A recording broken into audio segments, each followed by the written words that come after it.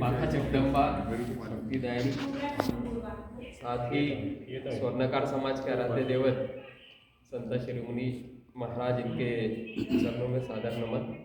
महाराज अजमेर देव जी महाराज, इनके भी चरणों में सादर नमन।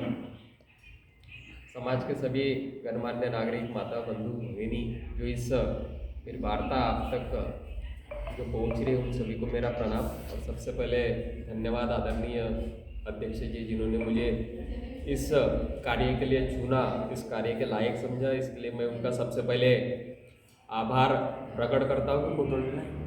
यह जो दायित्व मिला है, यह कोई बहुत खुशी का या विजय का या किसी हर्षोल्लास का समय है, ऐसा मैं नहीं मानता। समाज में जो भी गतिविधियाँ हुई, जिसमें ऊंच नीच हुई, कम ज़्यादा हुआ, समाज में सभी एकत्रित रहे, एकत्र भाव से काम करें, जो इतने सालों से काम चलता आ रहा है। पर विगत कुछ वर्षों से जिस अनियमित तरीके से इस संस्था का काम चला, वो निश्चित ही खेदजनक है, जिसकी प्रचिति संपूर्ण राष्ट्र ने भी देखी है। और भारतीय स्वर्णकार समाज का जो नाम संपूर्ण भारतवर्ष में था, उसको भी काफ़ी बड़ी साख लगी। विगत में कुछ नियुक्तियाँ हुई, वो न्याय संगत नहीं थी। ठीक है, जो भी होता है अच्छे के लिए होता है। हम गीता सार में, गीता में विश्वास रखने वाले लोग हैं। जो भी होता है अच्छे के लिए होता है। यह किसी की जय और पराजय का विषय नहीं है। सिर्फ जब तक केंद्रीय कार्यकारिणी इसको प्रमाणित नहीं करती, इस नियुक्ति को, जल्दी जिम मीटिंग में इस सभी विषय को हम ले जाएंगे। क्या हुआ उसका पूरा घटनाक्रम का, जो योग समिति पर बार बार लांछन लगाने का कार्य उनके द्वारा किया गया, जबकि सबसे अच्छा और सुगम कार्य किसी भी समिति ने किया था, वो योग समिति का काम था। पिछले 25-26 वर्षों से योग समिति ने पारदर्शक तरीके से यह काम किया। उसके लगभग 5 से 6 अध्यक्ष जिन्होंने इस कार्यभार को संभाला, सभी ने बहुत अच्छे तरीके से इस काम को संभाला। तो जो भी पारदर्शक काम था, वो केवल योग समिति ने किया। केवल केंद्र का ही जो हिसाब था, वो भी सार्वजनिक तौर पर कभी किसी कार्यक्रम में, किसी मंच पर आया नहीं। और 10-10 सालों तक ऑडिटर को रुकाना, भवनों का खर्च का हिसाब न देना, यह कोई मेरी तो गलती नहीं थी। हमने केवल हिसाब मांगा, और हमारा हिसाब मांगना उनको शायद कहीं तो भी खटक गया। अगर आप किसी सामाजिक जीवन में रहते हो, किसी सामाजिक दायित्व के पद पर रहते हो, तो आपको उसके जमा खर्च का हिसाब देना भी आपका दायित्व बनता है। अगर आज 10 साल के बाद, 20 साल के बाद अगर आप समाज का हिसाब दोगे, और उसको लगने वाला अनाज शनाब जो 1.5 लाख रुपए जो ऑडिटर को फीस होने की बात चल रही है, इसका हर जना समाज संस्था कहाँ से भरेगी?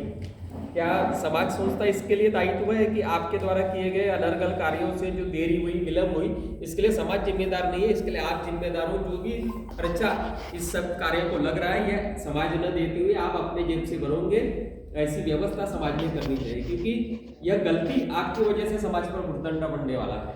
इसमें किसी कार्यकर्ताओं की गलती नहीं। अगर समाज ने आपको यह काम करने का दायित्व दिया है, तो इस दायित्व को आपको निभाना था, पर आपने निभाया नहीं। आपको समय समय पर कहा गया, आपने उसको पूरा नहीं किया।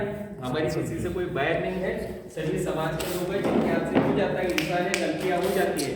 सुधरने का मौका हर किसी को मिलता है। किसी को बदनाम करने का, किसी को बदनाम करने का या किसी को अपमानित करने का कोई शर्त नहीं है, पर सभी लोग अपनी जिम्मेदारियों से कहीं मुकर गए, उसको सीधा करने का प्रयास मात्र है। समाज का जो कुछ भी कार्य है, राष्ट्रीय लेवल पर जो कुछ भी चुनाव होने तक, जो भी जितना सीधा, सरल और सहज तरीके से करने में मुझे जो सबकी मदद तो लगी। मैं कोई यहाँ मुझे पता है कि यह जो पद मिला है, यह कोई पद नहीं है, यह बल्कि कांटों का ताज है। ये इतना आसान भी नहीं है कि जो आसानी तरीके से हो जाएगा, पर पूरे निश्चल भाव से इसको सभी को साथ लेकर पूरा दायित्व पूरा करने का प्रयास करूंगा। जो आज जो नई है साथ में, उन्हें भी साथ में लेकर काम करने का प्रयास करूंगा। जो नई है उनसे भी बातचीत करूंगा, जो है उनको भी साथ लूंगा। सभी को साथ लेकर हम सब मिलकर समाज को एकजुट, संगठित होकर कैसा फिर से इस विशाल वृक्ष को जो थोड़ा सा झुक गया है, उसको फिर से उसी मान गौरव के साथ कैसे खड़ा किया जा सके।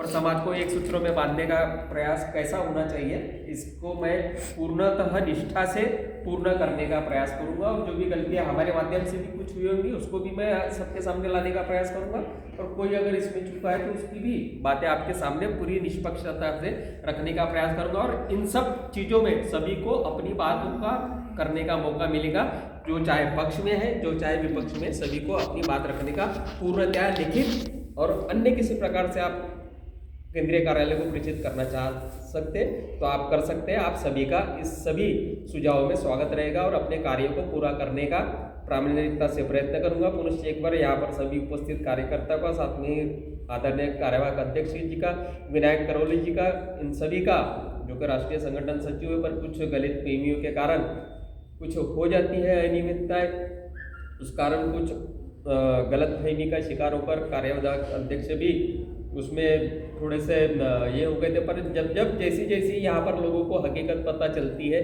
वैसे वैसे लोग उनके कार्य, आगे वाले लोगों के कार्यकलापों को समझते हैं और फिर से उस प्रवाह में, जहाँ निश्चल सुगंधित प्रवाह है, वहाँ जुड़ने का प्रयास करते हैं। इसलिए योग समिति का जो अनुभव इतने सालों से रहा है, योग समिति ने कभी भी किसी को तोड़ा नहीं है, हमेशा जोड़ने का काम किया है। उसी का अनुभव लेकर हमने सदैव राष्ट्रीय कार्यकारिणी को हर समय मदद की है योग समिति के माध्यम से, कभी हमने समाज को तोड़ने का काम नहीं किया।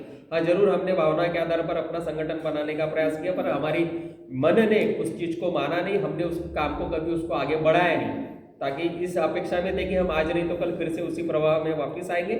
इसलिए आज फिर से उस प्रवाह में हम वापस आकर उसी काम को आगे बढ़ाने का प्रयास करें। माननीय श्रद्धेय फकीरचंद जी गुरव, प्रहलाद राव जी रेबे और रामचंद्र राव जी एरपुड़े, इन्होंने जो इस गंगा को पूरे राष्ट्र में प्रसारित करने का काम किया, उस भगीरथ को और आगे बढ़ाने के काम में मैं थोड़ा सा आने वाले इलेक्शन तक पदभार सहयोग दे सकूं, तो यह मेरे लिए काफ़ी अच्छा पल रहेगा, ऐसा मैं मानता हूँ। मैं ना किसी पद की रेस में आज तक रहा हूँ और ना कभी रहूँगा। बस इस समाज संगठन को इस सूत्र में